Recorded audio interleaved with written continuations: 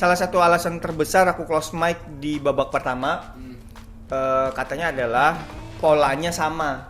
Jadi 2 tahun tuh kan stressful banget. Terus aku memutuskan untuk balik seminggu break ke Banjar. Seminggu itu jadi kayak rasanya seminggu terbaik sepanjang 2 tahun di Jakarta. Lucuan komika Banjar itu akan signifikan menurun ketika ditranslate ke bahasa Indonesia.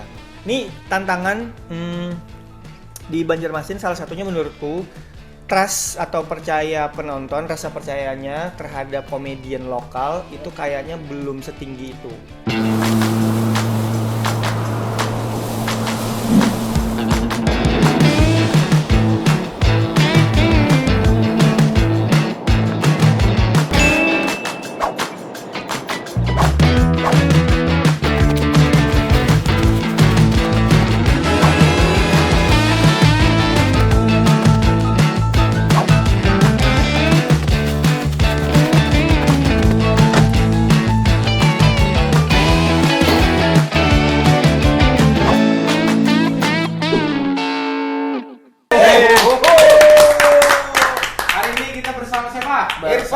Irfan salah satu L apa?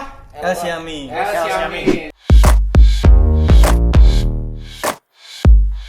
Kira Fatihah. Salah satu Tulang punggung komedi. Tulang punggung komedi Kalimantan Selatan. Iya betul. The next Andre Taulani. pionir komika. Aduh, berat banget beban. Awal sudah kita kasih beban. Jangan kasih ampun. Pokoknya kita kasih beban. Abang-abangannya komika. Banjaran. Ya. Mentor para komika Banjarmasin. Para komika Banjarmasin. Kacau. Siap abangku. Siap abangku. Sepupu Embel Cobra. Itu kayaknya terlalu jauh dah. Itu kayaknya terlalu jauh. Jangan sampai ada gelar baru. Itu berlebihan. Irfan Tadung. Jangan. Banjar, Bang. Yo Irfan. Oke. Thank you. Terima kasih udah mau datang ke Ya. podcast UMKM-nya kita. Pertanyaan pertama untuk Irfan. Iya. Nyul. Langsung dikasih. Memang lempar-lemparan banget. Emang agak lempar-lemparan. Pajri doang sih kayaknya yang suka lempar-lempar. Kan biasanya kayak gitu Nyul. Dan, nah tuh khasnya Pak Jedan, sehingga karena Nge-bridging dong. Langsung nge-bridging aja ya. Ya, langsung. Nih kan Irfan ini komika ya, komika dari Banjar. Betul. Dia pernah juga masuk ke kompetisi atau Iya. audisinya Suci. Yap. Suci berapa kan? Suci 10 Suci 10. Terus tuh sampai 13 besar. sampai 13 besar. 12 besar. Itu tidak mudah itu. Tidak mudah. Ya, Ya. mudah untuk yang lain tapi Iya. sulit untuk Irfan lah gitu. Iya, tadi kita udah bersepakat ya kan di Buka Jalan Baru tuh kita tidak membicarakan ini apa Iya. kesuksesannya aja. Iya. Karena apa yang bisa dibanggakan dari kesuksesan selain menertawakan kegagalan kita sendiri. Iya. Betul. Jadi Nah, akhirnya itu Ainul. Itu Ainul. Iya. Nah, itu Sebenarnya aku udah paham sih. Nah, iya. Itu akhirnya ada yang memvalidasi itu. Alhamdulillah. Iya. Setidaknya ada yang tidak paham selain mereka berdua. Nah, itu Ainul tuh. Nah. Oke, itu Ainul. Tapi aku seriusan lebih suka bahas kegagalan. Kalau aku menganggap di Suci 10 tuh lebih cenderung gagal, aku anggap ya, ketimbang berhasil gitu. Iya. Meskipun banyak yang bilang, oh komika pertama yang masuk Suci dari Banjarmasin, tapi aku merasa gagal sih sebenarnya. Gitu. Kenapa kamu merasa gagal, Bang? Karena cuma 13 besar. Oke. Tapi Targetku, Iya. aduh, ini aku agak sepan kali. 5 besar. Oh, 5 besar. Pede benar aku sakit. Jeruk nih. Kayak aku lihat di Bisa nih lihat di kayaknya finalis lain. bisa. Betul kayak oh ini bisa kualahkan, ini bisa, ini kadang kayak oh kayaknya 5 besar gitu. Kan kalau misalnya kamu punya ekspektasi 5 besar tuh sudah kebayang nih. Iya, Tapi iya. modalku ini nih. Iya. Betul, modalku terlalu apa pede aja aku. waktu itu. Jadi aku tuh cuman ngebandingin performa di waktu audisi pre-show. Kan cuman 2 itu tuh yang aku ketemu finalis lain. Iya. Dari 2 kali perform itu aku ngegambarnya di situ tuh. Oh. Menargetkannya. Targetkannya. Ya, dari perform buhannya yang lain di pre-show tuh apalagi yang ku lihat, oh ini bisa nih ku lewati, ini bisa gitu. Ini bisa. Gampang mah lawannya musuhnya gini doang, kayaknya masih bisa lah masuk. Betul. Nah, ketemu realitanya itu kenapa tuh waktu ikan bedah? Bukan ketemu, tertampar realita. Tertampar itu lebih tepat, tertampar nyambung nih, realita. nyambung nih, keren nih, Bang. Mantap Bang. Tumben dapat ujian. Tapi Tapi ikan bedah tuh. iya. Nah, jadi kalau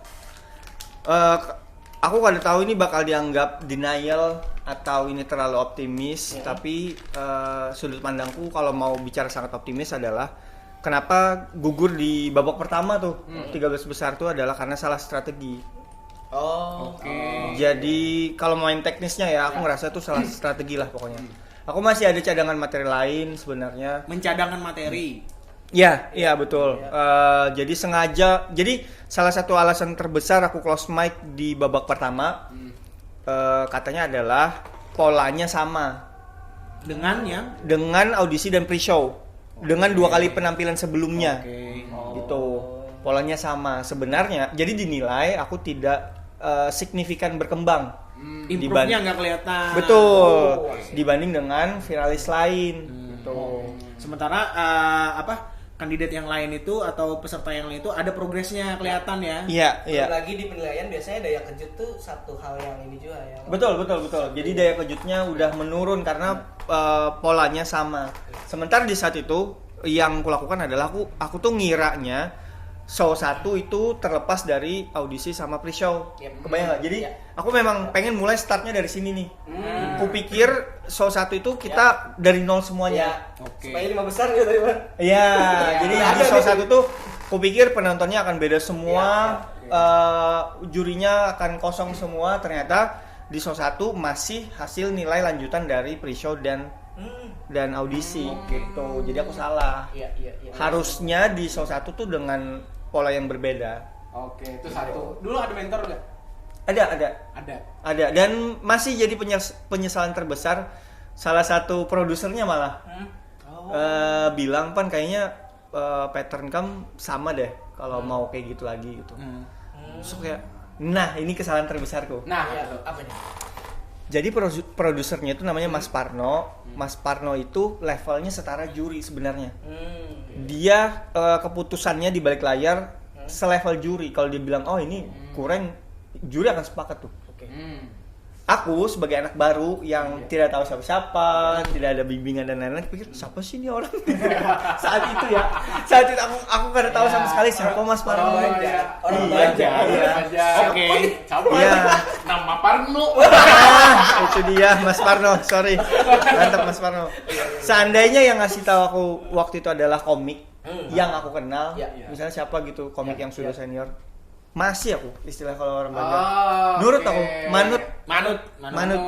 Sayangnya waktu itu aku nggak tahu Mas Parno siapa. Iya, jadi ya dihiraukan Ya, yang lalu. betul.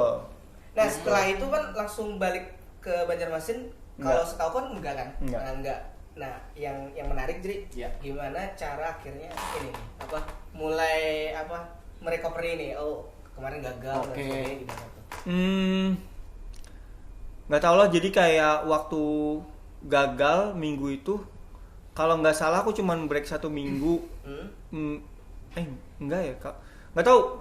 Kalau nggak salah minggu depannya udah langsung open mic di Jakarta. Jadi sebenarnya keliling lagi. Sedihnya ada segede itu, tapi sedihnya ketutup dengan keseruan lingkungan baru. Jadi kayak Jakarta seru banget nih gitu. Bisa stand up setiap hari. Jadi antara sedih tapi campur dengan seru. Ketemu orang baru, ketemu lingkungan baru, lihat skena stand up di Jakarta. Gitu. Ada titel baru nih, Irfan Komika. Agak lumayan beban waktu itu. Ya. Irfan Suci 10. Walaupun kayak Master Chef Irfan MCU berapa itu yang dikasih titel di belakang. Beban juga sih.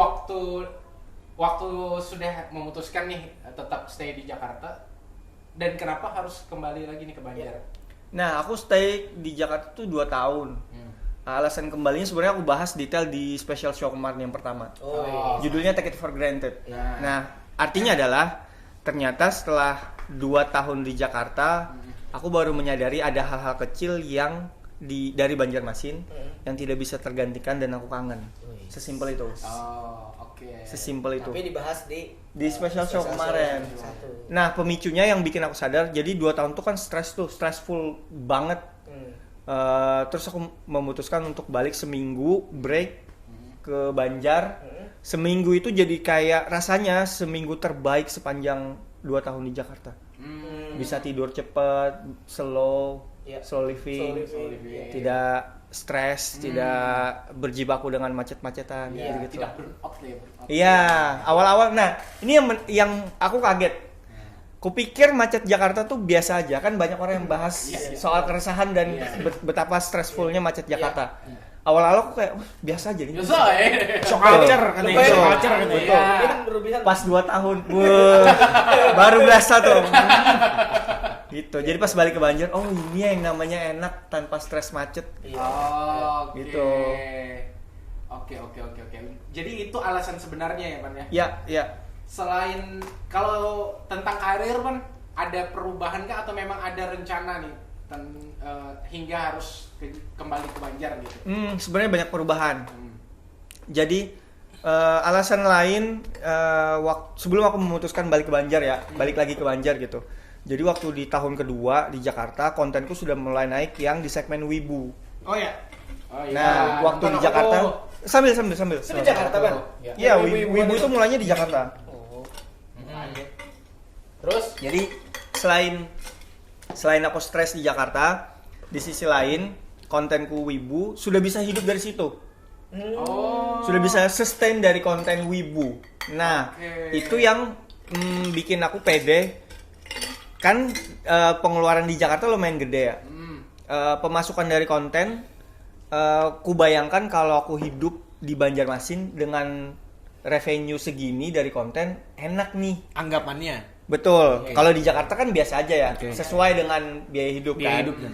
Nah, tapi kalau di Banjar, kupikir wah ini enak nih, gitu. Itulah alasan kedua yang nge-support kayaknya balik enak nih di Banjar. Jadi rencana awalnya balik ke Banjar adalah aku tetap sambil jalan konten, stand up bisa dan slow living, masih santai gitu. Nah, ternyata pas balik ke Banjar berubah lagi semua rencananya, karena apa ya istilahnya, environment perkontenan di Banjar tidak kayak di Jakarta. Segmen Wibu tidak segede itu trafficnya di Banjarmasin. Nah, karena dari konten udah mulai nurun, akhirnya harus nyari lagi nih, apalagi planningnya gitu. Makanya aku selama di Banjar lebih fokus ke stand up sekarang. Makanya kemarin bikin show, jadi opener, tahun ini bikin show lagi gitu. 31 nanti lagi. Betul, 31 ada opener. Nah, gitu. apakah ini juga salah satu jawaban kenapa lingkungan environment kata si Irfan tadi, environment yang ada di Banjar, Kalsel khususnya yang ada di Banjar ini beda sama lingkungan yang ada di Jakarta. Soal konten ya? Soal konten, kreatif, habis Hmm. itu lingkungan apa ya, ekosistem untuk dunia kreatif salah satunya stand up. Iya. Dan apapun itu, wibu Oke. dan macam-macamnya. Apakah itu juga salah satu alasan atau kendala kalau Irfan bilang sukanya pakai kata tantangan tadi kan. Tantangan lokal khususnya yang kita fokuskan di Banjar ini yang bikin susah tembus ke nasional. Apakah itu salah satu alasannya ya? Bisa jadi iya, dan yang aku rasakan memang iya. Perbedaan environment sangat berpengaruh. Jadi kalau mau di breakdown ya, menurutku kita fokus ke konten dulu ya. Sebenarnya mirip-mirip dengan yang lain. Tapi kalau di konten, menurutku yang paling beda aku rasakan dibanding dengan Jakarta. Kenapa waktu di konten aku ngerasa lebih gampang? Waktu di Jakarta aku konten lebih gampang. Supportnya atau apa? Ada dua. Oke. Satu dari brandnya. Oke. Karena ada banyak brand maupun yang besar atau kecil di Jakarta yang sudah terbiasa untuk spend uang buat menghidupkan si konten kreatornya. Sistem endorse atau sistem paid promote atau yang apa ya istilahnya, yang diundang untuk datang ke acara gitu. Visit. Ya.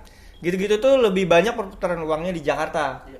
Jadi itu bisa mengubah motivasi sama kayak serajin apa kita buat konten.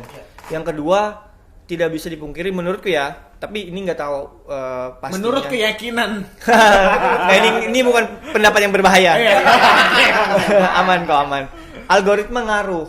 Oke. Oh, algoritma. Ya, jadi eksperimenku waktu itu, waktu yang seminggu aku balik ke Banjar, aku upload video dengan konsep dan segmen yang masih sama, trafficnya turun. Upload dari Banjar. Tapi pas aku balik lagi ke Jakarta, upload lagi naik lagi. Location ya. Iya. Jadi location algoritma tuh ngaruh. Iya. Jadi semasif itu ya yang kita perlukan untuk support dari brand, algo, Betul, lingkungan betul. macam-macam. Jadi kita Betul. perlu support yang kalau mau dibilang daerah nggak masalah sih daerahnya, tapi bisa semasif apa supportnya kita saling support di dunia kreatif ini, konten atau apapun itu yang nggak dimiliki dari daerah ini. Tapi Iya. setelah itu setelah tahu di Jakarta, memang environmentnya lengkap. Nah sekarang Iya. kan di Banjar nih, Iya. dan belum ada langkah ke situ kan saat ini kan, Iya. maksudnya di sini nih. Nah sekarang strateginya dirubah seperti apa sekarang? Sekarang aku tidak mengejar konten, by the way. Jadi konten Wibu sudah lama tidak upload. Jadi sekarang kontenku emang didesain untuk ngasih tahu orang branding aku tuh stand up comedian dan arahnya kemana. Makanya ada sarkas ke politik sekarang dan segala macam. Karena memang itu yang aku bahas di special show-nya. Nah, planningnya konten udah dilepas. Full aku nggak mau ngeyel di konten karena melihat segimanapun, let's say anggaplah aku bisa memenangkan algoritma. Iya. Tapi kan di sisi lain perputaran uang tidak semasif itu. Kalau mau rebut-rebutan di kolam kecil tuh kayaknya capek deh. Ya.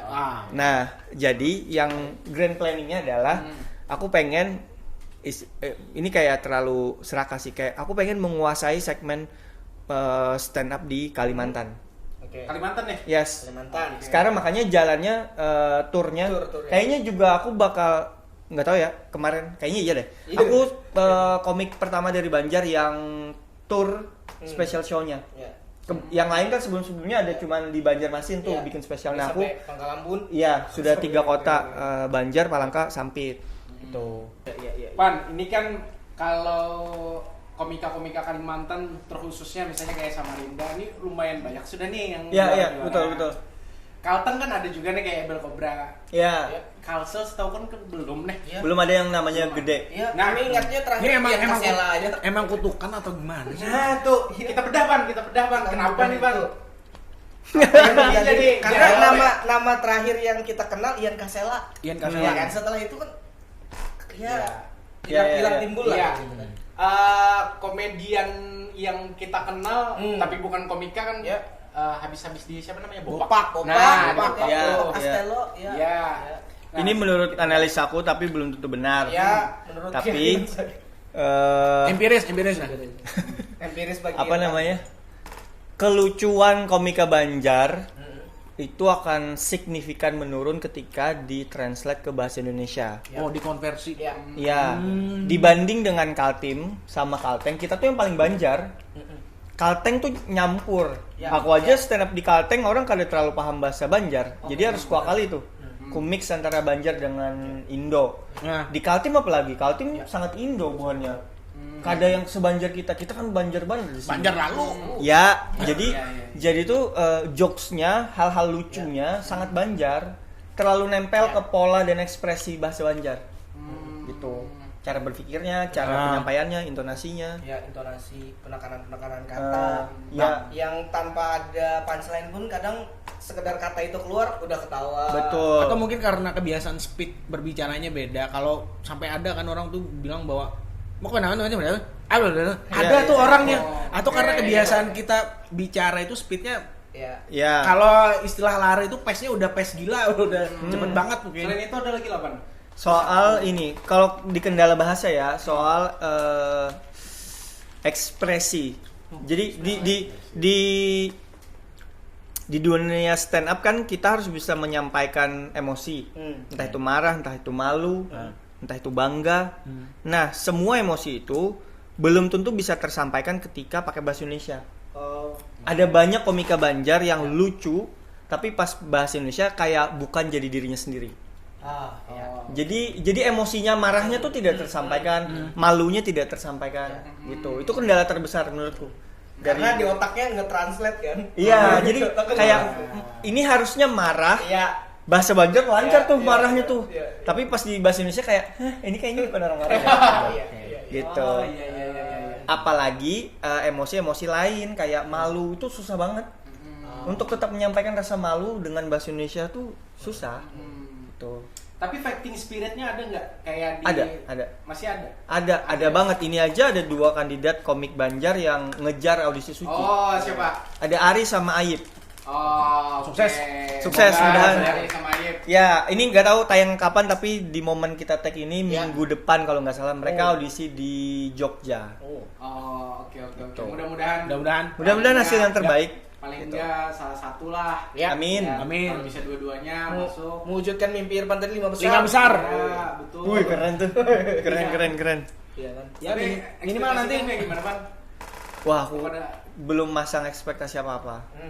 Takut membebani mereka. Wih, Oh, oke. Ya kan? Iya. Jadi biarkan aja mereka bersenang-senang. Gitu. Dunia startup di Banjarmasin secara umum sekarang kan di teman-teman tuh ngebangunnya organik aja kah atau sekarang udah lebih sistematis gitu kayak kita harus kayak gini loh, kita harus kayak gimana misalnya? Oh, oke. Definisi sistematis tuh kayak gimana tuh? Maksudnya kayak kalau dulu kan organik aja kayak ada acara yaudah kita ngumpul bikin Oh, show. iya. Sekarang apakah udah yang tiap segini aku ngeliat mulai ada polanya? Iya. Nah, itu gimana, Bang? Kayaknya ya, karena aku habis dari Jakarta, Iya. ngelihat cara mereka menumbuhkan penonton, merawat penonton kayak gimana. Jadi beberapa hal itu coba aku bawa ke sini. Terus ditambah setiap kali ada komika Jakarta atau nasional yang bikin show, pasti kami minta untuk sharing gitu. Jadi kalau dibilang tersistem sudah mulai ke arah sana. Kayak kami sudah mulai memikirkan gimana caranya menumbuhkan penonton, gimana caranya ngejual produk. Terlihat dari cara memilih opener gitu-gitulah. Ini tantangan di Banjarmasin salah satunya menurutku trust atau percaya penonton, rasa percayanya terhadap komedian lokal itu kayaknya belum setinggi itu. Kenapa? Karena setiap ada show dari nasional itu sold out-nya gila-gilaan. Radit 2000 tiket. Apalagi Abdur 800 lebih kalau nggak salah ya. Jadi kayak sold out-nya lebih gampang gitu. Sementara kami bikin show berdarah-darah tuh. promo kemana-mana dulu. Betul. Padahal setiap kali komik Banjar yang jadi opener pecah-pecah aja. Pecah-pecah aja. Tapi kayak giliran kami yang bikin, trustnya mungkin belum segede itu. Nah, itu yang mau aku tanyakan, Pak. Emang harus ya talent kita itu tuh harus ke panggung nasional dulu biar dapat atensi, biar dapat image bahwa ini harus banget nih untuk dibeli. Nah, aku habis ngobrol sama salah satu komika yang lagi promo main film lah kemarin tuh ke sini dari Jakarta. Bahkan dia komika Jakarta ya, main film gede, film Magalain. Dia tuh percaya bahwa jualan show juga akan seret kalau kamu belum punya fame-nya. Jadi faktor popularitas atau fame memang sangat seberpengaruh itu. Bukan soal pergi ke Jakarta sih menurutku, lebih ke soal popularitasnya. Kalau cuman ke Jakarta dan belum dapat fame juga nggak akan sesignifikan itu bedanya. Gitu. Kayak aku udah pernah di Jakarta, tidak seberdampak itu. Jualan tiket masih susah. Masih susah kan? Iya. Belum tembus 200, masih 100-an gitu. Bayangin aja dengan compare-nya 2000 belum nyentuh 10% Betul. gitu. Padahal orang lain ya nih dari Iya. Kan anggaplah titik tertingginya misalnya Radit 2000 tuh, berarti kan atasnya banget nih. Bawahnya aja belum sampai 10%-nya. Gitu. Ya targetku bisa 200 sudah syukur sih. Pelan-pelan gitu. Atau standar penonton di Banua ini mungkin tinggi duluan atau gimana? Enggak, menurutku lebih banyak ke orang yang memang bertumpu di popularitasnya. Jadi dia tuh nonton karena ini lagi emang tahu karena si sosok yang ditonton ini emang populer. judge book dulu ya. Iya, karena Covernya fame-nya. dulu. Emang Iya. siapa sih ini? Nggak mau nyoba. Oh, oke deh, gue mau coba deh. Nonton Iya. sekali. Hasilnya gimana? Baru nanti dinilai sendiri. Iya. Ini luarnya dulu, kayaknya nggak lucu dah. Iya. Buang-buang duit mending kesini, mending Kayaknya ya antara rasa penasarannya itu bertumpu di fame-nya atau emang FOMO aja. Ya. Ada orang banyak yang FOMO. Banyak orang yang baru pertama kali nonton stand up kok waktu nonton Radit. Sama kayak kasusnya Abdur juga banyak yang baru pertama kali nonton gitu. Jadi memang kemauan orang, rasa percaya orang buat nonton bertumpu di popularitasnya. Gitu. Padahal mah produk Banjar ya. Tidak kalah lucu kok. Ya. Gitu. bukannya narsis ya, bukan narsis. Iya, gua apalagi aku. Asik. Harus pede dong. Harus pede. Iya, Iyalah buka jalan baru tuh harus pede. Iya. Nah, tapi ini pede. bukan klaim aku sendiri ya. Misalkan kayak ada komik dari Jakarta yang aku jadi openernya. Iya. Pecah-pecah aja, lucu-lucu Pecah. aja. Ya, apalagi yang di tanggal 31 nih, Pak. Oh, pas pecah nih. Wih, 31 Januari di Taman Budaya. Iya, Kacau. sini. Kacau, Openernya garansi. Yono. Openernya Yono. Lucu banget itu pasti dah. Aduh. Wah, asli itu. Lucu. Waktu itu pernah nonton openernya Abdur di Taman Budaya juga. Oh, Aku ya? pribadi yang ceritanya soal guru. Itu Ah, bagus itu. banget itu materinya. Jadi itu keren. Salah satu 2 kali standing applause di opener Oh, itu Abdur. full sih. Apa? Lebih suka istilahnya? mana? Lebih suka materi yang itu yang di Abdur atau yang di Jupri kemarin? Yang di Jupri keren juga. Yang di Jupri ada openernya ini. Ya, jadi iya. dia udah nonton aku 2 kali di opener yang berbeda Iya. dengan set materi yang berbeda. Ya. Di Aku lebih suka Abdur yang di Maljupri. Maljupri. Iya. Oh ya, oke. Berarti Maksudnya- yang di Maljupri Iya, itu opener. materi yang akan aku bawakan di tahun Ini ini. kan? Iya. Sayangnya Itu nggak ada materi baru. rekamannya lah. Memang tidak Jual aman. digital dong nanti. Iya, maksudnya jadi kalau ada rekamannya jual ke Oh, channel nah. kita membership. Aku Kenapa jadi di channel kita? Jualnya jadi di kita bahas itu. Kayaknya dibahas pas kamera mati aja dah. Iya. Enggak, tapi ini serius. serius. Aku belum ada niatan untuk bikin digital downloadnya. Oke. Kenapa? Karena menurutku ya, aku merasa takut untuk nge-share digital download. Oke. Digital download tuh aman untuk dijual, untuk disebarluaskan. Kalau kita punya rasa percaya, ini penontonnya cukup dewasa untuk tidak menyebarluaskan. Iya. Nah, aku belum merasa yakin dengan Takut penonton Banjar. materi yang 10 tahun kemudian Ya, jadi masalah ya. apalagi tokoh yang dibahas sangat sensitif gitu. Dan kamu belum punya backingan sekuat Panji lah. Ya. Belum ada teman-teman dan Ya, orang yang bisa iya. membantu gitu. Teman-teman yang dan Ya, itu dia. Gen-gennya. Betul. Jadi masih takut. Banyak yang nanyain kenapa nggak bikin aja sekalian digital downloadnya. Jadi kayak belum berani Tapi aja. sudah di prepare kan? Maksudnya selama ini setiap kali manggung tuh udah direkam semua. Udah direkam semua. Jadi part-part yang aku merasa aman aku upload. Tapi kalau keseluruhan tidak berani. Ini nunggu ini aja ya, nunggu mentalnya sekuat itu aja. Antara nunggu mentalnya atau memang jalannya mau bikin special show itu jadi eksklusif. Jadi emang harus nonton gitu. Iya. Pan, ini kan kita segmennya buka jalan baru. Oke. Nah, kita coba bedah strategi nih. Gimana caranya komika-komika dari daerah nih ya, Banjar nih, bisa sepopuler yang Ikam kira, yang Ikam bayangkan. Ya kalau bisa ya sekelasnya founder lah. Waduh, namanya aja founder.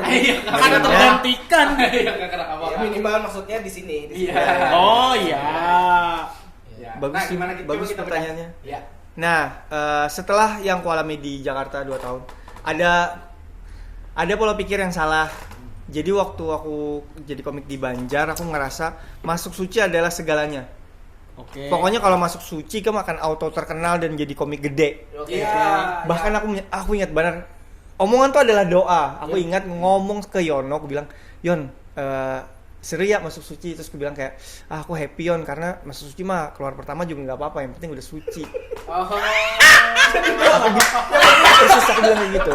Pokoknya aman dah, sudah finalis nih, sudah masuk Suci.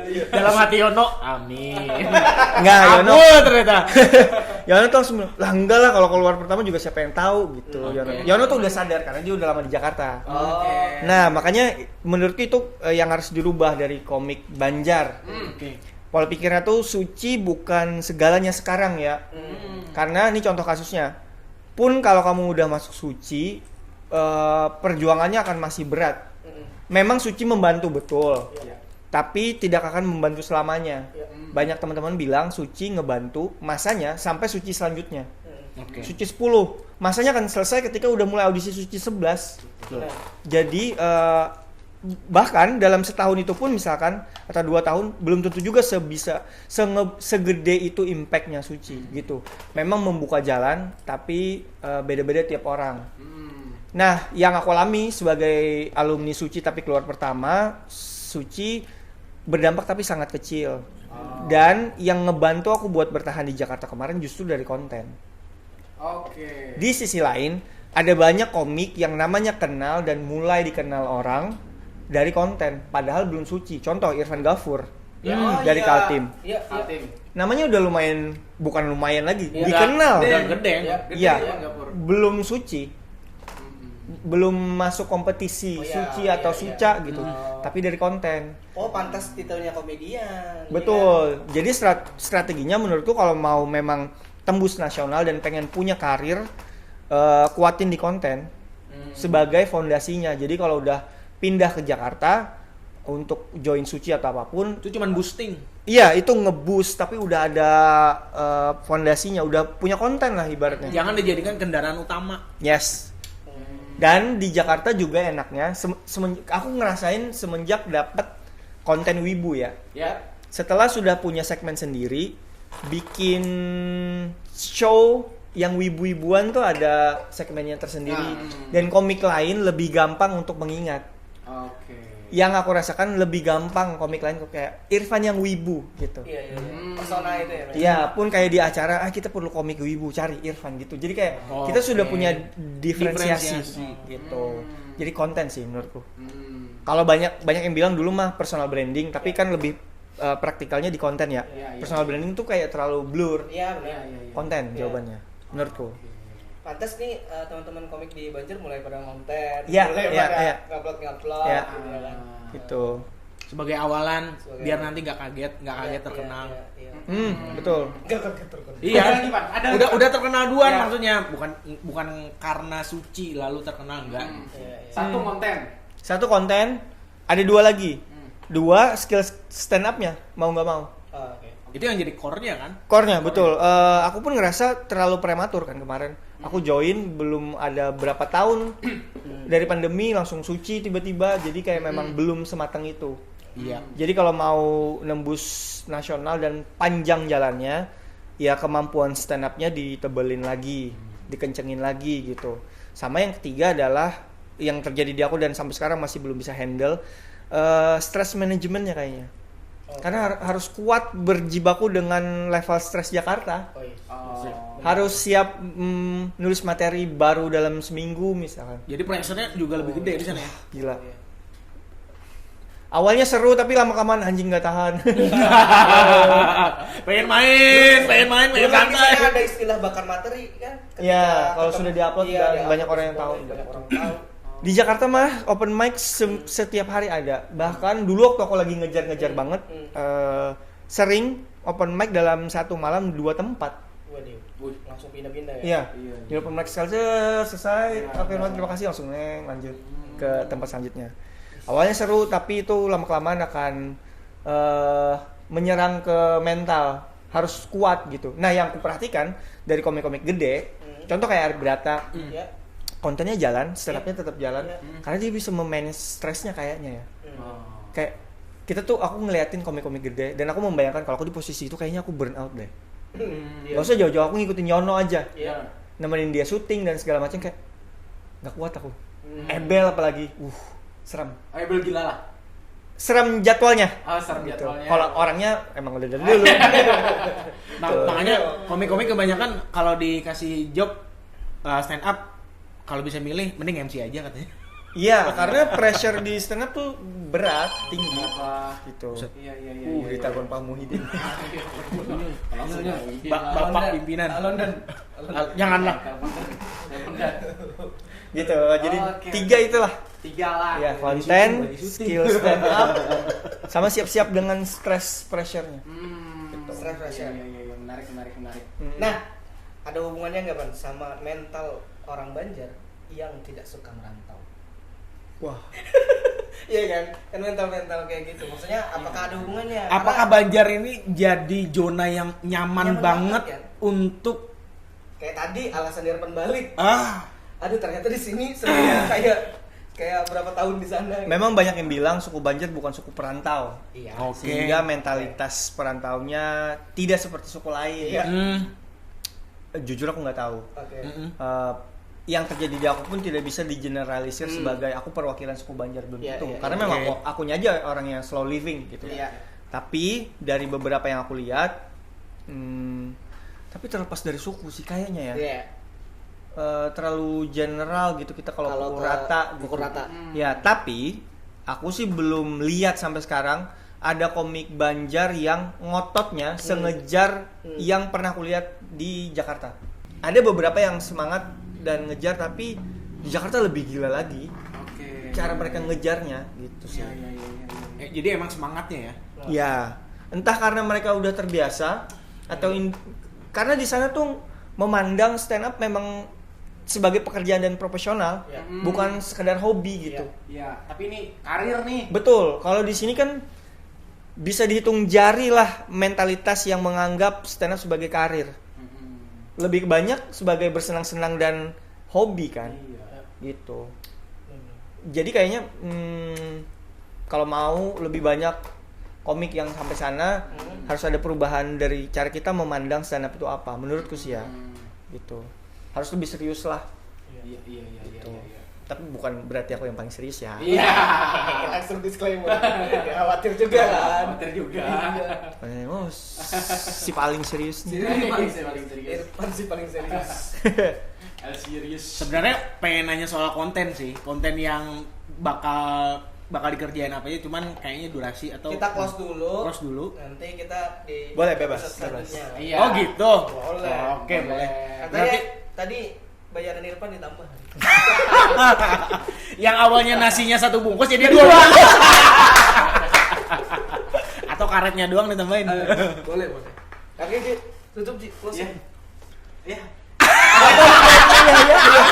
Apa sih? Karena kenapa harus aku tuh? Tapi nggak cuman kita. Ya. Pras Teguh juga pernah mengakuin bahwa gua pernah di fase yang nge-podcast itu cuman bengong doang. Gua nggak denger bintang tamu ngomong apa, cuman ya. itu nge-framing jadinya, itu nge-framing kita. Enggak ya, Akan tidak mendengar. Oh, dari tadi aku ngoceh kali cuma nih. Iya.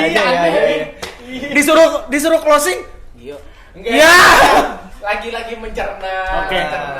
Oke. Tapi menarik dan semoga ini jadi referensi lah untuk teman-teman bisa berkarir nantinya ke depan lebih serius tentang komika. Wih, klasik. Asik. Nah gitu dong, Tri. Jadi nggak kena framing, Tri.